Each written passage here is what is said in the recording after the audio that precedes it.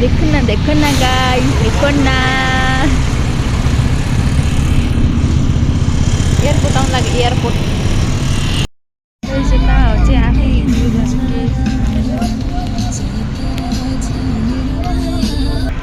airport कटेपछि मिलाएछु एकैचोटि जग्गा देखेर आफूले गाइजहरू यस्तो यस्तो भुवा फाल्यो गाडीले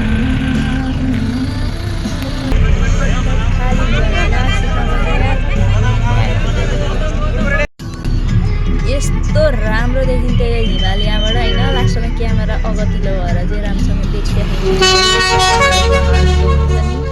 यस्तो राम्रो थियो गाडीबाट झरेर चाहिँ हिँड्दै थिएँ यति धेरै छ हिँड्नु